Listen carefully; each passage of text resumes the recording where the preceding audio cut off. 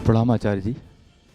हाँ जी। मैं लगभग 4 साल से आपको सुन रहा हूँ और जीवन में बहुत सारे बदलाव आए हैं, बहुत सारी चीज़ें बदली हैं। उसका एक रिजल्ट है कि पत्नी और बच्चे साथ में बैठे हैं सत्र में। आचार्य जी, एक जैसा आज के सत्र से है कि एक जीवन का नर्क मेरा एक चीज़ बना हुआ है जो सुधार नहीं कर पा रहा हूँ। चूंकि कोई भी कन्वर्सेशन होता है तो मैं उसमें रिप्लाई बहुत आवेग में आ जाता हूँ और रिप्लाई उसका करता हूँ बिना सोचे, जैसा आप बोल रहे थे।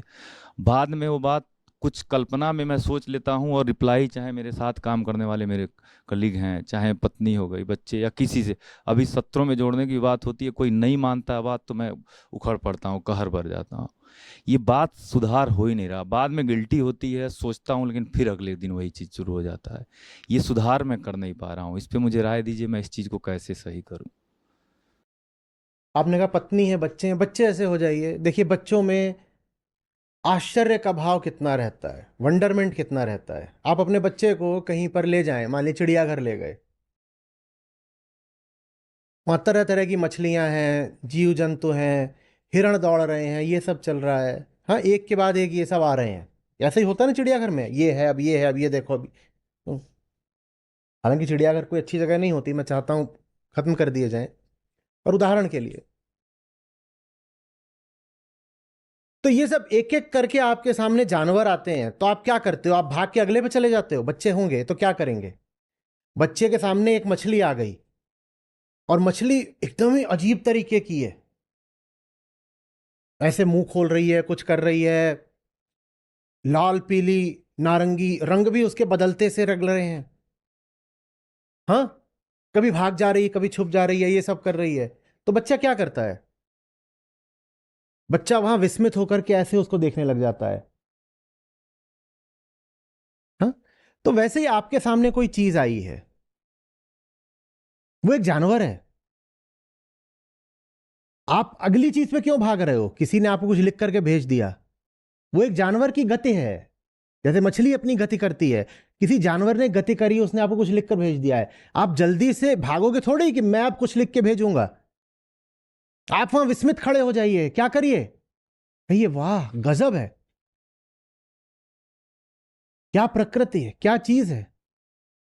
आपके सामने कोई खड़ा होकर के कुछ बिल्कुल बेबूझ बात कर रहा है, एकदम ही उठपटांग, और कुछ जो जितनी उठपटांग बात करता है उस पर हमें उतना रोष आता है, आवेग आता है। रोष क्यों आए? वो जानवर है ना। जानवर को तो क्या करते हैं? आपके सामने आया कोई, अब चिल्लाइए, मुझ पर चिल्लाइए। हाँ, तो ऐसे देखिए,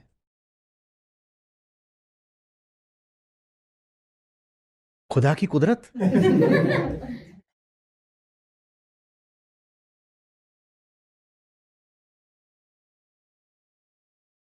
कोई है तो जरूर जिसने तुम्हें बनाया। और ये कोई तंज नहीं है।